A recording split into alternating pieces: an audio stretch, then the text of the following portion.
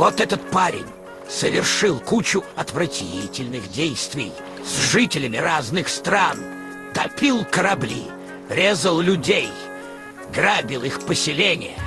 Теперь за его тупую голову назначена награда. Даже с сотней скрытности он не пройдет нормально в город. А ну не мешай. Наше дело быть начеку. Охрана города — серьезная задача. Какого черта? А при выходе в гавань даже последняя крыса в форту будет знать, что его место на днище, а гарнизон и подавно сразу чует в нем чертилу помоечного.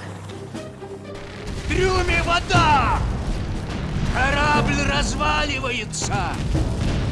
Послание от крысы. Крейсик снова победил! Крейсик снова победил! День уже прошлое!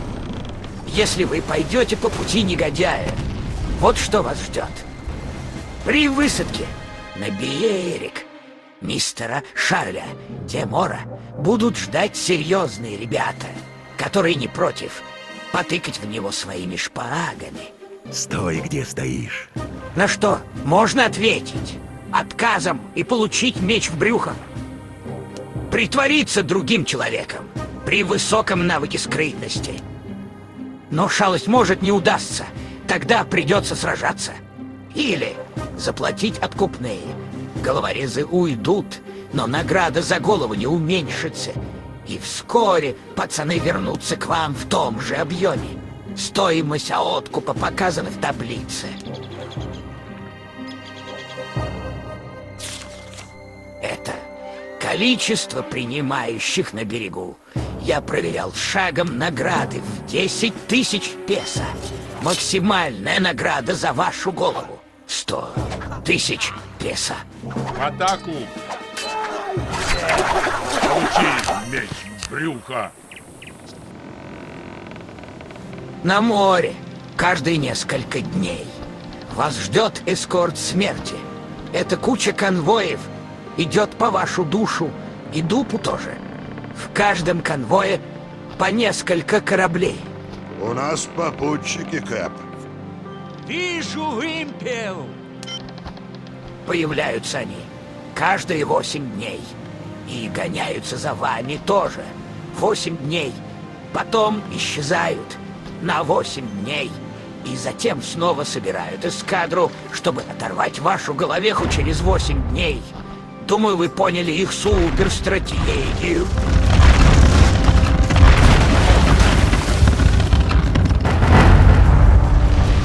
А это число кораблей, которые чистят свои стволы перед встречей с вашей кормой.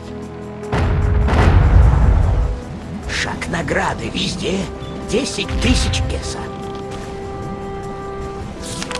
Чем выше ваш ранг, уровень героя, тем мощнее корабли. В конвоях состав флотилии охотников случайный.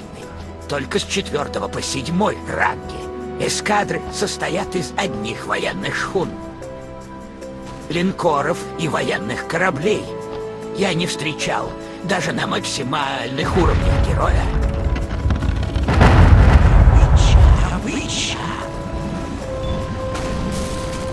Как убрать награду за голову? Самый простой способ. Вам надо раздобыть дублоны. Например, купить их за обычные деньги у ростовщиков. И с кучей дублонов идти к местным, так сказать, дипломатам. Почти с самого начала игры доступны 2 человека. На французском острове Мартиника, в городской церкви, находится аббат Бенуа. Он урегулирует ваши отношения с Голландией и Испанией.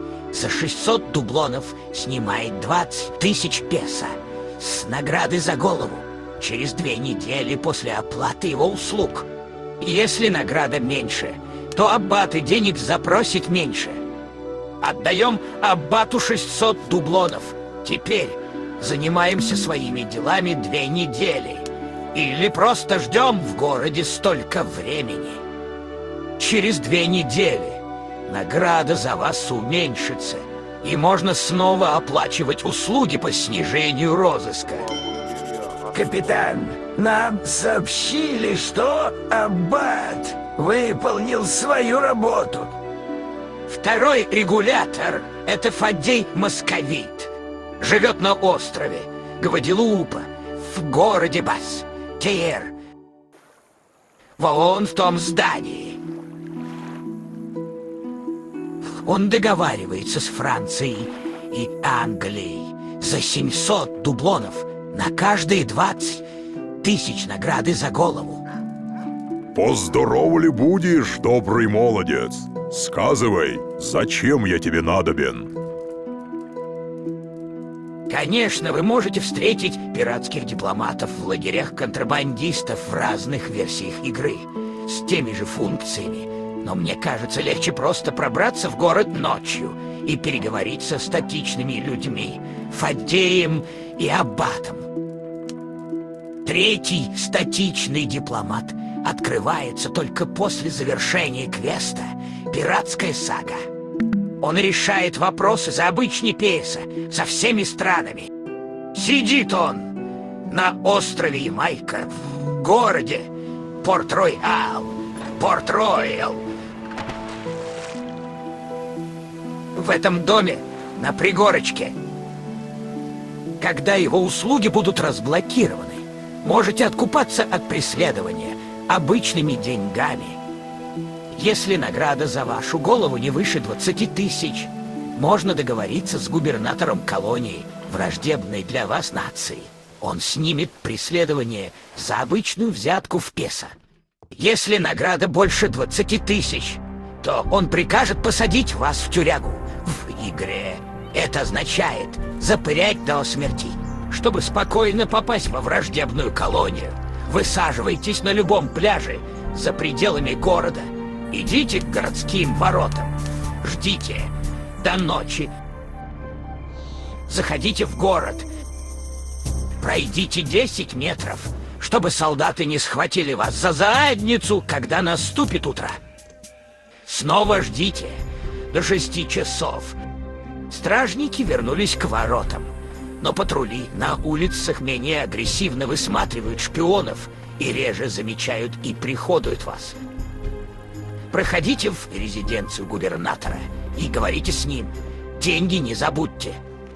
Быть губернатором этой чертовой колонии – адский труд. Самый долгий способ убрать награду – это выполнять квесты наций, с которыми у вас проблемы. Например, доставить документы для портового управления или найти пропавший корабль. Доставить депешу или молитвенники для церкви, разыскать для дворянина его знакомого капитана и передать привет, пожертвовать деньги дворянину или монаху на улице. Это список квестов, которые, как я помню, точно улучшают ваши отношения со странами. Может быть, есть еще несколько штук, но я их не помню. Естественно, придется постоянно обходить охрану в городах и уходить от погони в море, чтобы не увеличивать счетчик награды за вас при столкновении.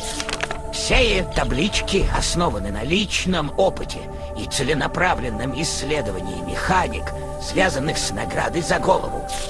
Могут быть небольшие погрешности, потому как я не копался в файлах игры, но каждый пункт проверялся несколько раз. В реальности награда за голову пирата Генри Эйвери, который захватил корабль с сокровищами и принцессой Империи Великих Моголов, составляла 1000 фунтов стерлингов. Великие Моголы — это было здесь, где сейчас находится и Индия.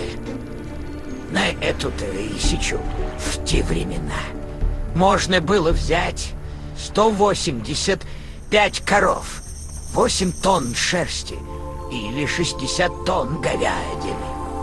Добыча самого пиратского нападения Эйвери составила больше 600 тысяч фунтов. За черную бороду платили 400 фунтов. В то время на это можно было купить 96 коров или 4 тонны и 300 килограмм овечьей шерсти. Выгода от захвата некоторых судов черной бородой была больше 10 тысяч фунтов, которая, естественно, делилась между членами команды. Помните, что даже самые отбитые черти, вроде черной бороды, имели союзников и места сбыта награбленных товаров. Поэтому лучше иметь хотя бы одну союзную нацию, иначе Шарль-де-Мор останется без башки. Спасибо вам за внимание. Удачи!